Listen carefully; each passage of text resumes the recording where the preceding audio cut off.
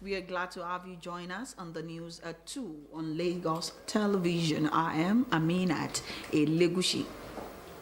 The transmission company of Nigeria has commenced work on the faulty Ugwaji double-circuit transmission line, which has caused power outages across the northeast, northwest, and parts of north-central region of the nation. The TNC said the fourth area of the transmission line, which measures about one span, was found to be snapped transmission line located in the swampy forest of Ugumali. According to the TCN, attempts by the team to locate the forced outages were unsuccessful until Wednesday evening. This follows the House of Representatives' direction to its Committee on Power to investigate the frequent national grid collapses and provide a report within 3 weeks. And President Bola Tinubu says the implementation of the cabinet reshuffling is to rejuvenate the administration's capacity for optimal efficiency.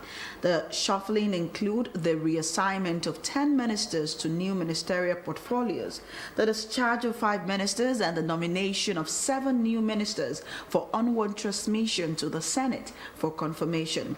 Special Advisor on Information and Strategy, Bayo Nonuga, who addressed the State House correspondent, also announced the appointment of Shehu Diko as chairman of the National Sports Commission and Sunday Dari as special advisor to the president on public communication and orientation. Appointment of former Minister Sunday Akindari as special advisor to the president on public communication and orientation, working from the Ministry of Information and National Orientation. Now, I'll give you the list of ministers who have been reassigned to new portfolios. They are as follows. Honorable Dr. Yusuf Tanko Sununu, Minister of State Education as of now, is now the Minister of State, Humanitarian Affairs and Poverty Reduction. Dr. Morufu Olatunji Alausa, who is currently Minister of State for Health, is now the Minister for Education. Barrister Bello Mohamed Gurunyo, who is Minister of State, Water, Resources and Sanitation, is now going to be Minister of State Works. Minister of State Works. Honorable Abubakar Eshokweka Momo, who is now the Minister of Niger Delta Development, is now the Minister of Regional Development. Keno Haneye, Minister of Women Affairs, Lola Ade John, Minister of Tourism, Professor Tari Mama, Minister of Education, Abdullahi Muhammad Gwazo, Minister of State, Housing and Urban Development, and Dr. Jamala Bel Ibrahim, Minister of Youth Development. President Tinubu charged on newly appointed ministers as well as their reassigned colleagues to see their appointment as a call to service. He said all appointees must understand the administration's eagerness and determination to set Nigeria on the path to irreversible growth and put in their best for the actualization of government's plans and policies. And here in Lagos, Governor Babajide Sanwo-Olu has called on the need to leverage technology and data in project management to transform governance and enhance prompt delivery. The governor, who was represented by his deputy Obafemi Amzat, stated this during a 4-day workshop on project management. Olubukola Akikolosho has the details. Members of the State Executive Council converged for the 4-day workshop on mastering effective project management strategies for success. The workshop has had public servants, selected permanent secretaries and heads of agencies in Lagos go through trainings on the 4 critical cycles, which includes the project cycle, the procurement cycle, the budget cycle, and the payment cycle, and to also answer the question if projects executed will outlive them. Governor Babajide Sanwo-Olu, represented by his deputy, Dr. Obafemi Amzat, says a lot of ambitious targets have been set across every sector of the economy. But beyond this, achieving these targets requires not just passion, but a disciplined approach to project management. Project management is not, for this administration at least, it's not just a technical format it must be the backbone of effective governance. The project that we initiate, either big or small, are tangible outcomes of our policies. So when projects are delivered on time, within budget, and to the highest standard, they enforce our credibility, strengthen public trust, and accelerate the transformation of our state. He also believes that infusing technology will help in fast-tracking projects. I know that we've made significant progress in our state, but there's always room for improvement as we deepen our understanding of effective project management. We're equipping ourselves to be more agile, more innovative, and more accountable. The need to improve and harmonize the regulatory, compliance and project monitoring activities, particularly in relation to contractors executing projects and Lagosians as key stakeholders, is imperative. We can streamline operations, enhance accountability, and deliver a consistent experience that reflects the government's commitment to efficiency, transparency, and the well-being of its citizens. This alignment will strengthen public trust and foster a positive perception of the government's work across all sectors.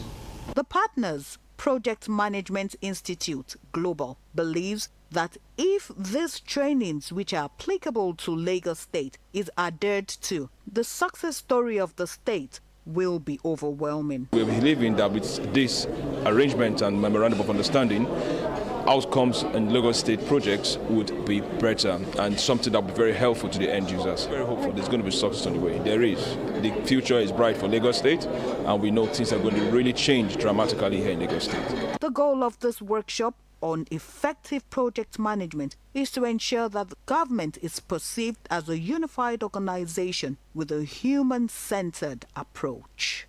Olubukola Akin Kalosho, LTV News. Chairman of Surulere Local Government Sulaiman Yusuf has announced plans to celebrate 2024 Surulere Day. While briefing newsmen ahead of the celebration, Yusuf enjoined the residents to be good ambassadors of the community. Ayola Adelisi has the details. To celebrate the growth and peaceful coexistence amongst Surulere residents, the 2024 Surulere Day is aimed at showcasing talent and how far the community has grown since its inception. Speaking at the press conference on official unveiling of the 2024 Surulere Day, with the theme Surulere, the New Lagos, Chairman Planning Committee Tayo Gbajabiamila and other members highlighted series of events lined up for the day. It's going to be of a lot of benefits to everybody in Surulere, as people who have stores here are going to come to the stadium from the first day to the 5th to sell their wares. If they were in their stores, they wouldn't have got as many people as they're going to have, because they're going to have people from the diaspora coming to all the functions, even at the carnival. So it's going to be of a huge economical benefit to all Surulereans. People, the first day we are having the symposium taking place at the Indoor Sports Hall, Teslim Balogun Stadium on the 10th. And on that very day, we are also having our trade fair, where you come by and we have a discount for you. So you can as well tell everybody to get their market ready for that period. Chairman Surulere Local Government Area, Sulaiman Yusuf, in his remarks, gave a brief history of Surulere and the benefits of 2024 Surulere Day. Surulere, meaning patience is rewarding. What began as a small middle-class resident then has strived to become one of the most sophisticated areas in Lagos State and in Nigeria as a whole. Its central location makes it a significant hub for commerce, entertainment, and sports residential activities. We have so many people who have been successful in Nigeria today that have passed through Surulere. We know this will go through the public media. We are asking that when you see this, please, if you know you came through here, I don't want to call names so it doesn't look like I'm trolling, but we all know ourselves. Please come out and let's make this wonderful, epic and the pop-making events. Indeed, to the benefit of mankind. Amen. Declare Surulere Day. Hello, madam.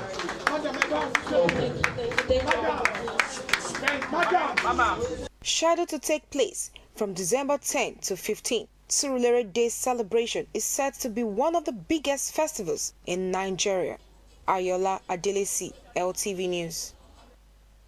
In sports, seven-time African champions and defending champions Flying Eagles face a crucial shutdown against Cote d'Ivoire Young Elephants later today at the Wafo Under-20 Championship.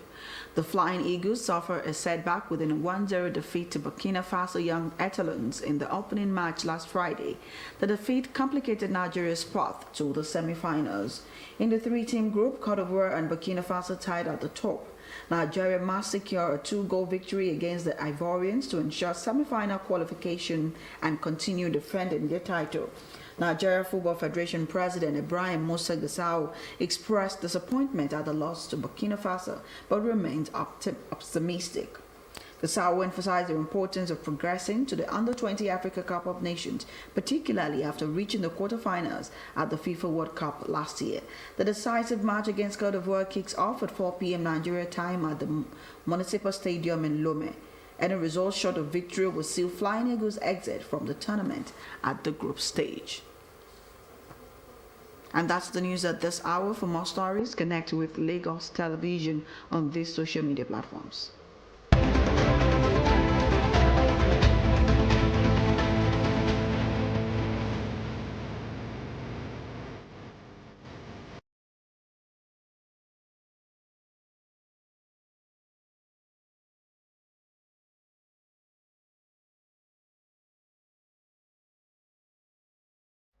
Many thanks for staying with us. Please remember to call the Lagos State toll-free lines 767-0112 in case of emergencies. I am Aminat Elegushi. See you again at